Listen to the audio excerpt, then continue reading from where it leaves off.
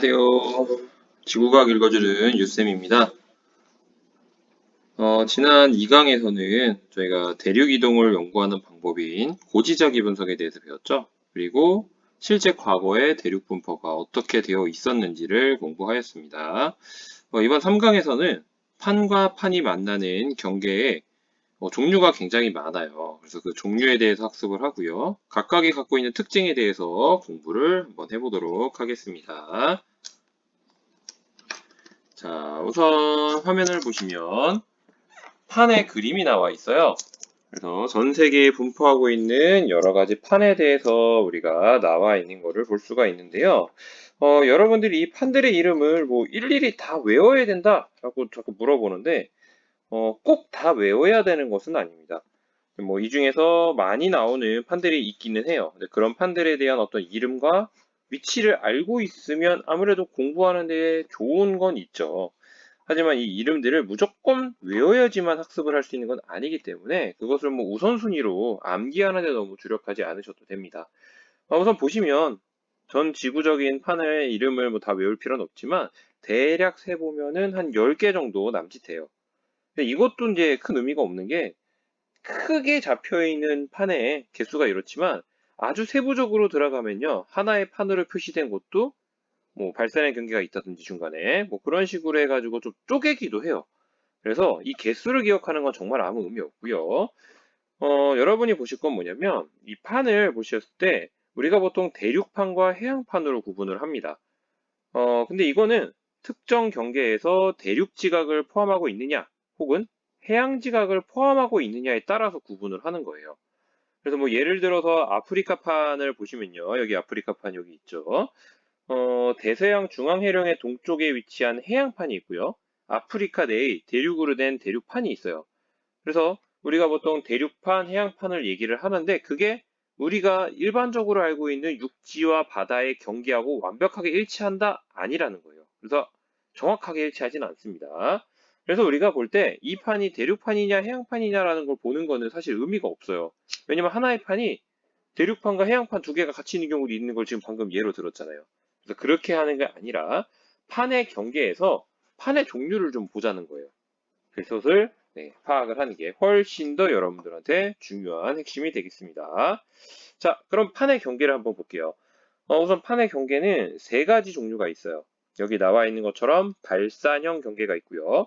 그리고 보존형 경계, 수렴형 경계 이렇게 세 가지가 되어 있습니다. 우선 발산형 경계의 정의를 보면요. 일단 멘틀 대류가 상승하는 지역이에요. 상승. 그래서 결국 판이 서로 멀어지는 경계를 우리는 발산형 경계라고 불러요. 자, 그럼 이 발산형 경계에 나타나는 대표적인 지형이 두 가지가 있어요. 우선 여기 보시면 열곡이라고 있는데 일단 열곡이라는 용어 자체는 어디 있냐면은 해령 정상부에 있고요. 깊이가 1km 정도 되는 골짜기예요. 왜냐하면 해령이 우리가 바닷속에 있기 때문에 지대가 낮다라고 자꾸 오해를 하는데 바닷속에서 바닷물을 빼버리면 얘는 산맥입니다. 산맥. 바닷속에 있는 산맥이에요. 그래서 높이가 굉장히 높은 산인데 그 정상부에 골짜기가 있는 거예요. 그러니까 이게 산인데 이 부분에 이렇게 파여진 부분. 그래서 마치 뭐 이렇게 해서 약간 이렇게 파여진 이런 부분들을 우리는 열곡이라고 부른다는 겁니다. 근데 이 열곡이라는 부분은 꼭 해령에만 있는 게 아니고요. 지금 우리가 대표적으로 볼 게 중앙 해령을 볼 거고 열곡대라는 걸 볼 건데 열곡대에도 당연히 중앙에 열곡이 있고요. 중앙 해령에도 상정상부에 1km 정도 되는 골짜기를 우리는 열곡이라 불러요. 그럼 열곡대가 뭐냐면 우리가 상전상부에 골짜기가 있다 그랬잖아요. 그 골짜기가 길게 쭉 연결되어 있는 거를 우리가 보통 열곡대라고 부릅니다. 열곡대. 그래서 이 열곡과 열곡대는 뭐 아주 구분하는 게 중요한 건 아니에요. 근데 산 정상부에 꼭대기에 골짜기가 있다 이 열곡이고 그게 쭉 연결되어 있는 게 열곡대. 그럼 해령은 뭐냐? 자, 해령은 일단 상태는요. 멘틀 물질이 상승하고 있어요. 그리고 여기서 우리가 나중에 배우겠지만 현무암질 해양 지각이 생성되고 있는 산맥입니다. 그래서 이 열곡인 부분, 즉 발산형 경계에서는요. 화산 활동도 활발하고요. 천발 지진도 활발해요.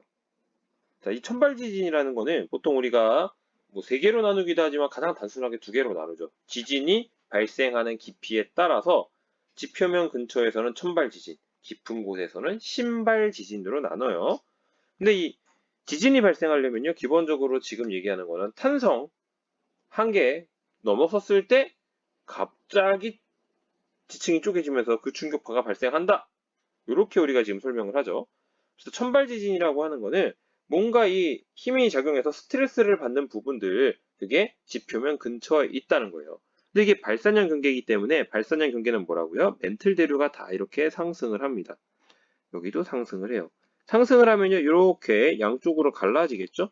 양쪽으로 갈라져요. 그러니까 실제로 얘네들이 스트레스를 받게 되는 부분이 여기 지표 부근 쪽이란 말이에요, 다. 그래서 여기서 발생하는 지진은 거의 뭐 천발 지진이다 라고 이야기를 합니다. 그리고 중요한 게 이제 화산 활동.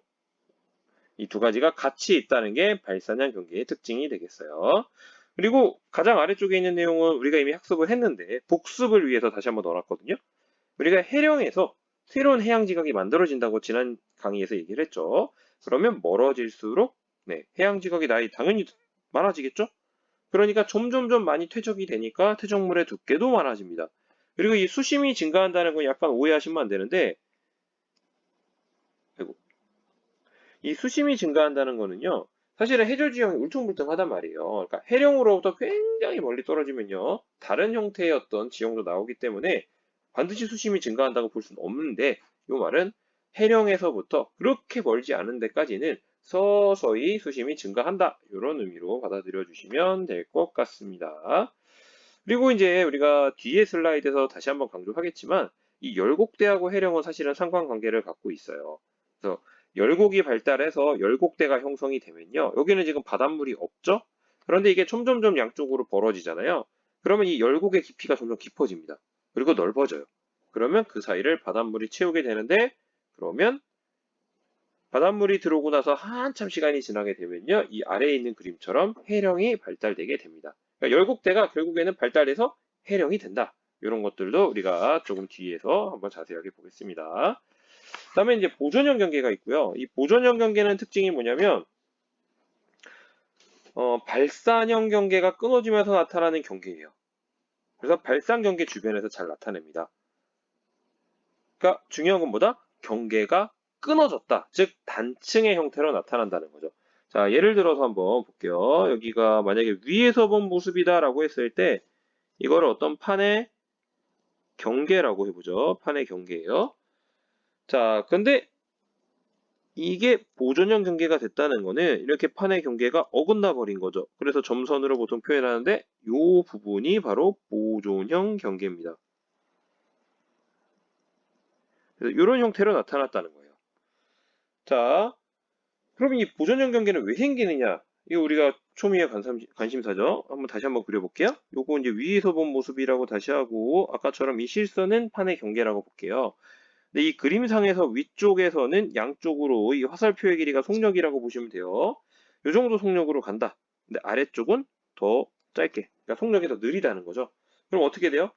우리가 이 판이라는 거는 고체잖아요. 근데 위쪽은 더 많이 이동하고 아래쪽은 천천히 이동한다라고 하면은 움직이는 이동 거리가 달라지죠. 그러면 결국에는 얘가 뒤틀리기 시작해요. 그러다 버티다가 못해서 결국에는 끊어지게 되는데 이거를 우리는 단층이라고 얘기하죠. 그래서 이 단층의 형태에 의해서 만들어지는 게 바로 보존형 경계입니다.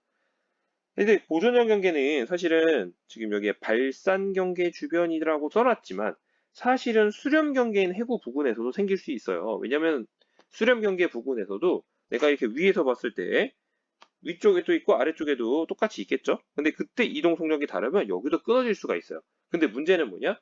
수렴형 경계인 해구는요, 어떻게 돼요? 판이 사라지는 영역이죠. 그러니까 시간이 조금만 지나게 되면요, 결국에는 이렇게 끊어진 형태의 보존형 경계가 만들어진다고 하더라도 전부 다 섭입이 돼서 사라질 수밖에 없는 구조예요. 그래서 우리가 실제로 관찰하게 되는 보존형 경계는 다 어디에 있다? 발산 경계 주변에서 주로 나타납니다. 그래서 이 그림에서 보시면 여기 이렇게 화살표 제가 그렸죠? 서로 경계를 기준으로 해서 다른 방향으로 이동하게 되는 거예요. 그러니까 결국 얘네들은 판에 이동은 있는데 여기 있죠? 판의 생성이나 소멸은 없습니다. 그러니까 앞에서 우리가 발산형 경계는 뭐라 그랬어요? 판이 생성된다 그랬죠. 그리고 보존형 경계는 생성도 하지 않고 소멸도 하지 않아요. 그리고 나중에 보게 된 수렴형 경계는요, 판이 소멸하는 거죠. 그래서 이렇게 비교를 할 수 있고요. 중요한 거 보존형 경계는 무슨 특징이 있느냐? 화산 활동이 없어요. 화산 활동이 없어요. 그리고 지진만 생깁니다. 그리고 이 경우에도 보통 부딪히는 부분이 지표면 근처겠죠? 그러니까 주로 천발 지진 발생을 합니다. 물론 이때는 뭐 신발 지진도 있다라고 주장하는 사람도 있기 때문에 중요한 건 뭐예요? 보존형 경계는 화산 활동이 없다. 이게 이제 중요한 얘기가 되겠습니다. 자, 그 다음에 세 번째 경계 한번 볼게요. 세 번째 경계는 수렴형 경계인데요. 이 수렴형 경계는 사실은 좀 내용이 좀 많아요. 왜냐하면 수렴형 경계 자체에 세부적으로 또 세 가지 종류가 있어요. 이 세 가지 종류가 있는 이유는 우리가 해양판과 대륙판이 있는 거 알죠? 네, 해양판과 해양판이 만났느냐, 대륙판과 해양판이 만났느냐, 대륙판과 대륙판이 만났느냐에 따라서 세 가지가 서로 조금씩 다 다른 형태를 갖게 됩니다. 그래서 우리가 이제 지구가 원 정도 되는 수준이 되면요, 이걸 다 구분을 하는 거예요.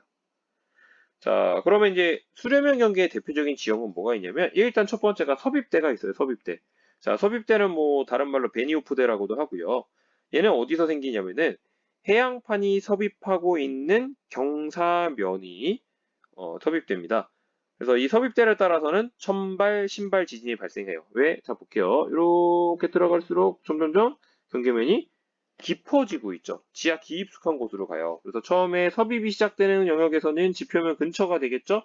스트레스를 받는 지역이 여기이기 때문에 천발 지진도 생기는데 깊이 들어가 있는 이 부분, 여기 뭐 A라고 하고 여기 아래를 B라고 해볼까요? 그래서 A 정도에서는 뭐 천발이 나타났다라고 하면 B 정도 되는 지점에서도 스트레스를 받고 있기 때문에 여기서도 지진이 생기는데 이거는 신발 지진이죠.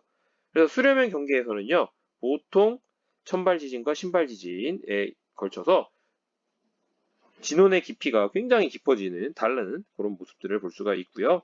그 다음에 일반적으로는 화산 활동이 활발해요. 지금 보면 가 그림에서도 화산 활동 마그마 있죠? 그 다음에 나 그림에서도 마그마가 있어요. 그런데 유일하게 뭐가 없어요? 자, 다 그림에서는 마그마가 없어요. 그림에서 보세요. 그죠? 그래서 대륙판과 대륙판이 만나서 수렴을 하는 경우만 이 경우에만 제외가 됩니다. 자, 왜 제외가 되냐면은 우리가 마그마가 형성되는 과정에 대해서 배우면 좀 더 명확한데 그게 이제 뒤에 있기 때문에 간단하게 소개만 드리면요. 얘는 대륙판과 대륙판 같은 경우에는 이게 섭입을 잘 하질 않아요. 이 그림에서도 보시면 다른 색깔로 제가 표시를 해보면 지금 가도 여기 아래쪽에 섭입하는 부분이 있고요. 나도 섭입하는 부분이 있는데 다는요? 없죠. 끊어졌죠. 그 말은 계속해서 섭입을 하지 못한다는 거예요. 그래서 대륙판과 대륙판이 충돌해도 얘는 섭입을 계속해서 하지 못합니다. 그래서 이 경우에는 화산 활동이 발생하지 않고요.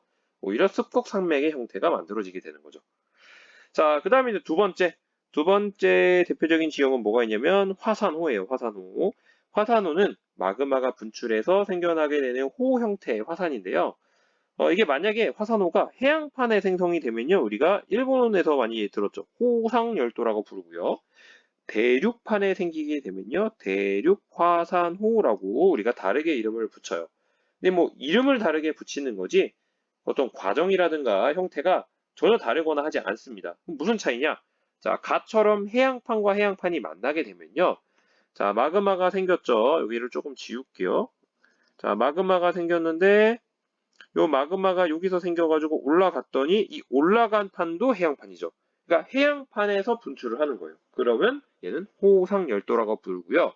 보통 해양판이면 걔가 바다에 있겠죠. 바다겠죠. 우리가 눈으로 보는 지형은 그러니까 바다에서 갑자기 화산 폭발로 인해서 섬이 일렬로 뭐 이렇게 생긴다든가 뭐 특정한 방향으로 배열이 되는데 이거를 우리는 호상열도라고 부르는 거죠.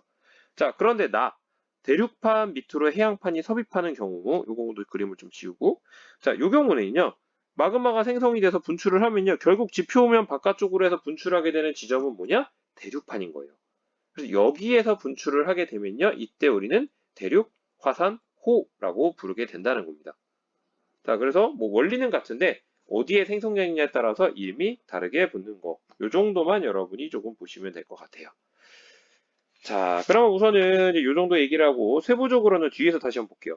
자, 우선 발산형 경계 예시로는 우리가 두 가지를 볼 수가 있는데요. 아까 앞에서 중앙 해령과 뭐가 있었죠? 네, 열곡대가 있었습니다. 가장 대표적인 중앙 해령은요, 대서양이 있어요. 이 대서양을 보시면 여기 그림으로 대략 추정을 해서 뭐 따라가면요, 뭐 요렇게로 그렇게 된 형태가 내려가겠죠. 뭐 밑에도 더 있어요. 자, 근데 요런 형태인데 우리가 배운 대로 그대로 적용해 보면 뭐죠? 이 중앙 해령을 중심으로 새로운 해양 지각이 만들어지고 양쪽으로 이동한다. 요것만 우리가 알고 있으면 됩니다. 근데 이때 어떤 일이 있어요? 네, 지진이 발생하는데 보통 천발 지진이 생기고 멘틀이 상승하고 있죠? 그러면서 이 경우에는 마그마가 형성이 돼서 화산 폭발이 일어난다. 이렇게 보시면 되겠고요. 자, 그 다음에 동아프리카 열곡대인데 우리가 알고 있는 열곡대에서 가장 유명한 지역이에요. 우리가 아프리카 대륙을 가면 이 부분인데요. 아직은 대륙으로 연결되어 있어요. 그런데 이 동아프리카 열곡대를 기준으로 서로 다른 방향으로 판이 이동을 하고 있습니다. 그래서 여기 오른쪽으로 가는 부분, 왼쪽으로 가는 부분. 그래서 이런 식으로 이제 갈라지고 있는 상태고요. 당연히 열곡대에서도 여기 멘틀의 상승류가 있기 때문에 천발 지진 생길 수 있고요. 화산 폭발도 가능은 한 상태예요. 가능은 해요. 자, 그러면 이제 아까 제가 살짝 얘기하고 넘어갔던 게 열곡대하고 네, 해령이 약간 연관관계가 있다 그랬죠? 자, 요 그림 한번 볼게요. 자, 이게 지금 동아프리카랑 중동 지방을 보여주는 그림이 오른쪽에 있고요. 그다음에 왼쪽에는 열곡대에서 해령으로 발달되는 과정을 나타내고 있어요. 자, A하고 B 그림을 보시면요. 일단 A는 멘틀의 상승류가 이제 막 생기기 시작한 시점이고요. 나는요, 대륙 열계라고 써있는데 이게 뭐예요? 양쪽으로 갈라지기 시작했다. 그 말은 우리가 배웠던 용어로 하면은 열곡이 만들어지기 시작하는 거죠. 그래서 A하고 B 상태 정도 되는 데가 어디냐면은 바로 이 부분. 동아프리카 열곡대가 되겠습니다. 자, 그 다음에 이제 C 정도가 되면 어떻게 돼요? 점점 갈라지기 시작하니까, 네, 열곡의 넓이가 넓어지고, 거기는 결국에는 골짜기니까 높이가 낮죠? 그래서 바다가 채워 들어오게 되는데, 이 상태로 나타냈는데, 여기는 아직 좁아요, 바다가. C 그림은. 여기가 어디냐? 바로 홍해입니다, 홍해. 홍해도 양쪽으로 갈라지고 있는데, 여기는 바닷물이 있죠. 그 다음에 마지막 단계가 이 바다가 계속해서 확장을 해서 넓어지면은 중앙에 아주 큰 뚜렷한 형태의 해령을 갖게 되는데 이거를 우리는 대서양 중앙 해령에서 살펴볼 수가 있는 거죠. 그래서 우리가 열곡대가 생기면 시간이 한참 지나게 되면은 결국에는 해령으로 만들어진다. 이렇게 이야기를 할 수 있습니다. 자, 그다음에 보존형 경계는요. 또 두 개로 나눠볼 수가 있는데 바다에 있느냐, 대륙에 있느냐 이렇게 구분을 좀 지어볼게요. 일단 쉬운 거는 바다에 있는 거예요. 왜냐하면 우리가 보존형 경계 어디서 생긴다 그랬죠? 잘 보여지는 게 발산형 경계 주변에 생긴다고 했죠. 그래서 중앙 해령에 잘 붙어 있어요. 이게 이제 해령이죠. 제가 빨간색으로 한 게 그때 이렇게 끊어진 거. 그래서 발산형 경계는 보통 잘 발달되는 해령 같은 경우에는 중간중간이 다 끊어져 있고요. 거기가 다 보존형 경계로 연결되어 있습니다.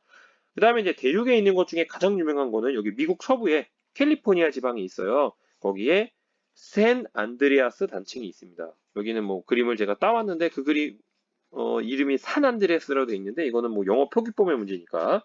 하지만 보통은 샌 안드레아스 단층이라고 불러요.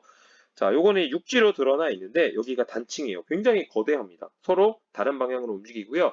여기에서는 그래서 대형 지진들이 굉장히 많이 발달을 하고 있는 그런 지점이라고 보시면 되겠어요. 그리고 이 샌안드레아스의 단층은 굉장히 큰 의미를 갖거든요. 저기 오른쪽 그림 보이시죠? 자, 보이고 제가 뭐 이동을 하고 있어요. 이거 뭘 보여주는 거죠, 지금? 네, 이 빨간색이요. 사실은 발산형 경계예요. 근데 얘가 이동을 하면서 어떻게 되죠? 지금 분홍 색깔과 초록 색깔의 경계면이 사실은 이게 해구거든요, 해구. 그러니까 이게 섭입이 되는 거죠. 그럼 뭐예요? 해령이 해구로 섭입되는 거예요. 그러면서 샌안드레아스 변환 단층이 거기에 있는 겁니다. 그러니까 요게 나중에 다시 한번 살펴보겠지만요. 이게 판의 운동, 판이 왜 이동을 하고 있는지를 설명해 줄 때 아주 유용한 근거로 쓰이게 되는 지점이라고 볼 수 있어요. 우선 여기서는 요게 있다 정도까지만 소개하겠습니다. 자, 그 다음에 마지막 수렴형 경계는 이제 세 가지로 다시 한번 나눠볼 건데 첫 번째 해양판과 해양판이 만나는 경우가 마리아나 해구입니다. 이게 아마 지금 현재로서 지구상에서 가장 깊은 바다죠. 그래서 해양판과 해양판이 수렴을 해서 만들어지고 있고요. 그래서 지진도 잘 일어나고 있고 화산 폭발도 잘 일어나고 있어요. 그다음에 해양판과 대륙판이 만나서 수렴하는 경우 제일 유명한 데가 어디야? 안데스 산맥이야. 안데스 산맥 어디 있어요? 여기 그림 있죠? 남아메리카 지방에서 서부 지역. 여기죠, 여기. 제가 빨간색으로 표시한데. 자, 여기에 산맥이 길다랗게 남북 방향으로 놓여져 있는데요. 이게 왼쪽에 거의 바다가 거의 끝날 지점을 보면 이게 해구가 있어요. 해구. 그러니까 해구가 있다는 거는 판이 섭입하는 거죠. 이렇게 섭입하면서 여기서 마그마가 형성이 돼서 약간 육지 쪽에 가깝게 해서 분출을 하게 되는데 이게 바로 안데스 산맥입니다. 그래서 여기서도 지진과 화산 활동이 굉장히 활발합니다. 자, 그 다음에 이제 대륙판과 대륙판이 만나는 가장 유명한 데 어디예요? 히말라야 산맥이요. 여기 인도판과 유라시아판이 만들어서 생기고 있죠. 그래서 대륙판과 대륙판은 아까 얘기한 것처럼 뭐가 달라요? 지진은 활발한데 여기 계속해서 경기에서 스트레스를 받으니까 뭐가 없어요. 마그마가 형성되지 않아요. 그래서 여기서는 화산 활동이 일어나지 않는다라고 합니다. 뭐 그렇다고 해서 절대 불가능하다가 아니에요. 근데 웬만해서는 화산 폭발이 잘 발생하지 않습니다. 그래서 우리가 고등학교 지구과학 1에서는 아예 그냥 대륙판과 대륙판이 만나면 화산 폭발 없다라고까지 이야기하기도 해요. 그래서 거의 존재하지 않는다. 이 정도 우리가 생각을 하시면 되겠습니다. 뭐 같은 그림인데 이거 뭐 시간에 따라서 한번 더 넣어봤거든요. 그래서 위에가 이제 히말라야 산맥이 만들어지는 과정 초기 단계죠. 인도판이 오고 있어요. 유라시아 쪽으로 부딪히기 전이죠. 근데 여기 섭입하는 경계가 있기 때문에 여기에서는 마그마가 형성이 되거든요. 그럼 대륙화산호가 처음 만들어져요. 그런데 충돌을 하게 되면 이게 대륙판과 대륙판이 만나게 됐죠.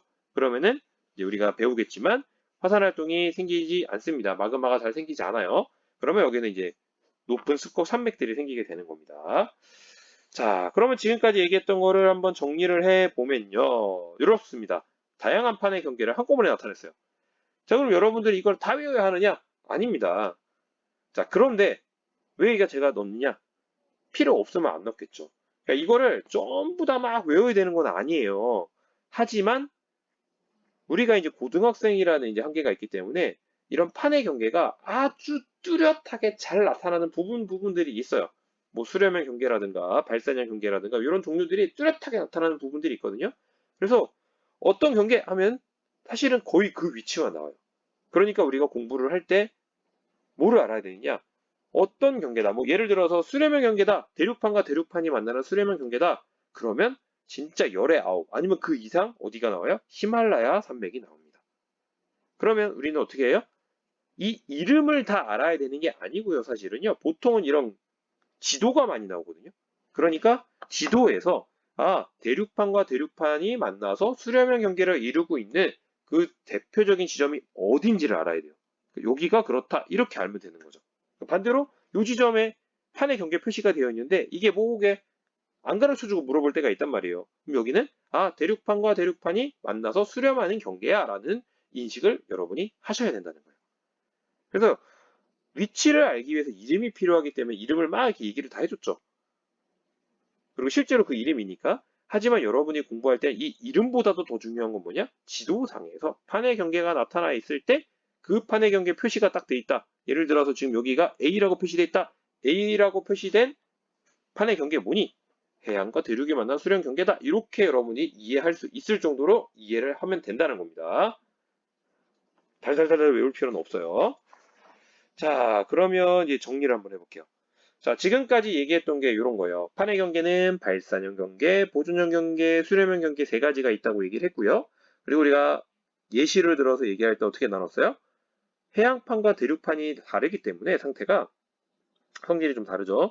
그래서 어떤 판과 어떤 판이 만났을 때 발산형이냐, 수렴형이냐, 보존형이냐 이렇게 나눠서 봤단 말이죠. 그래서 이 표도 그렇게 만들었어요.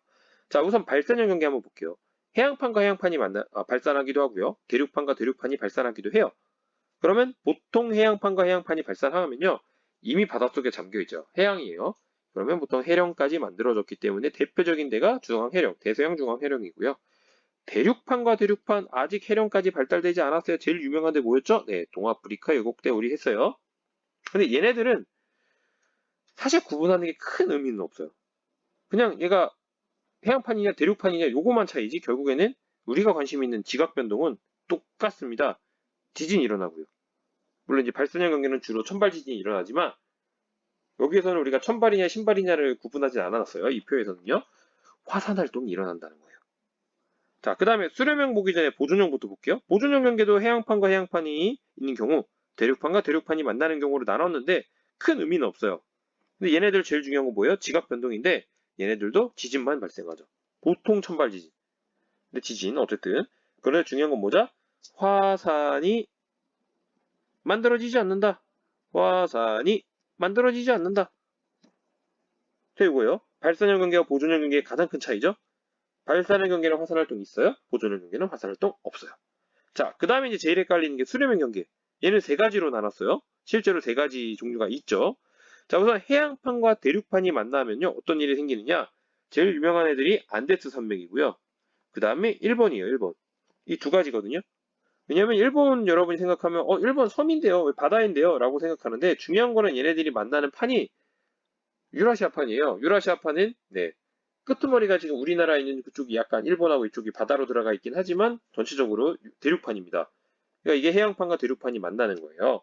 네, 어느 정도까지 발달되어 있고 어떻게 충돌하고 준비되어 있는 상황에 따라서 조금 달라지는 게 안데스 산맥 같은 경우에는 이제 육지 쪽에서 그게 분출이 되는 그런 과정이 있기 때문에 습곡 산맥이 결국에는 나타냈죠. 그리고 호상열도. 그래서 사실은 어떤 예시가 들어간 게 특정한 지역이 무조건 요거만이다라고 말하기는 되게 애매합니다. 그래서 여러분들이 기억해야 될 건 뭐냐? 아, 해양판과 대륙판이 수렴하는 경계의 대표적인 예시는 안데스 산맥과 일본 열도가 있다. 끝이에요. 그 다음에 해양판과 해양판이 만났어요. 제일 유명한 데 어디다? 마리아나 해구다. 그 다음에 대륙판과 대륙판이 만났을 때 제일 유명한 거 히말라야 산맥이다. 자, 그러면 이제 우리가 강조했던 게 뭐예요? 화산 활동 다 있어요, 있어요, 있어요. 근데 얘만 없어요. 누가 없어요? 대륙판과 대륙판이 만났을 때만 안 생긴다. 자, 그러면 이제 다시 한번 질문을 바꿔서 정리하면 화산 활동은 어디에서만 생기느냐?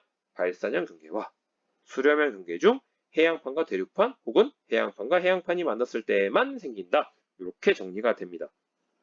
그러면 화산은 언제 안 생기냐? 대륙판과 대륙판이 수렴할 때랑 보존형 경계에서 생기지 않는다. 생기지 않는다는 표현은 거의 없다의 뜻입니다. 절대 생기지 않는다는 건 아니에요. 자, 그래서 이렇게 우리가 정리를 좀 해봤습니다. 자, 우리 이 정도까지 하면은 우리가 이제 판의 경계에 대해서 충분히 강조해야 될 것들을 다 이야기한 것 같아요. 자, 그러면 이번 강의는 여기서 마무리를 하고요. 자, 다음 강에서는 우리가 판 이동의 원동력을 한번 공부를 하고요. 그리고 마그마가 어떻게 해서 만들어지는지를 같이 공부해 보도록 하겠습니다. 네, 수고 많으셨습니다.